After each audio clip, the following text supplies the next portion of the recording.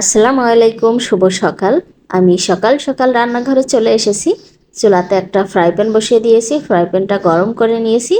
এখন দিয়ে দিচ্ছি সামান্য তেল। তো তেলটা খুবই কমই দিয়ে দিয়েছি, দিয়ে আমি তেলটা খুব ভালো করে গরম করে নেব।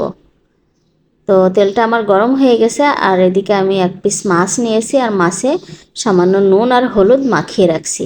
এখন মাছটা দিয়ে দিলাম, ফ্রাই প্যানে মাছটা দিয়ে দিলাম। এখন এটা একটু কম আছে উল্টে পাল্টে ভেজে নিতে হবে।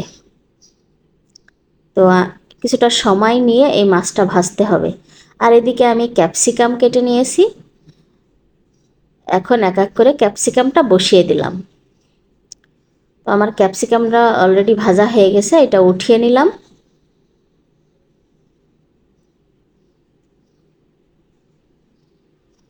আর মাছটা একটু ভাজতেছি।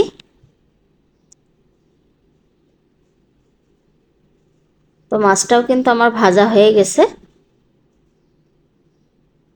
মাছটাও আমি উঠিয়ে নিলাম। আর এর মাঝে কেটে নিয়েছি আমি একটা শসা, আর সাথে নিয়েছি লেটুসের পাতা। এখন বুঝতেই পাচ্ছেন এগুলো কেন নিয়েছি, কারণ হচ্ছে আমি নাস্তা করব, সকাল সকাল আজকে নাস্তা করব। তাই অলরেডি আমার নাস্তা রেডি করে নিয়ে চলে এসেছি। তো এই তো আমার শসা, তারপরে মাছ ফ্রাই, তারপরে লেটুসের পাতা, আর সাথে ক্যাপসিকাম ফ্রাই। তো সব কিছু রেডি হয়ে গেছে, এখন আর কি খাওয়ার পালা। সবাই হয়তো ভাববেন ঘাসপালা খাইতেছি, কিন্তু মাঝে মধ্যে আমি এই সব ধরনের খাবার খাই।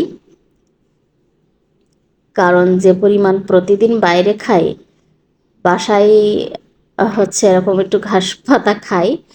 এমনকি আমি মানে যেগুলো শাকসবজি, এগুলো শুধু সেদ্ধ করেও আমি খাই মাঝে মধ্যে।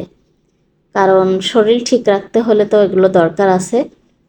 বাইরের খাবার তো শরীরের জন্য একদমই ভালো না। তো কিছু সময় এগুলো খেতে হয়।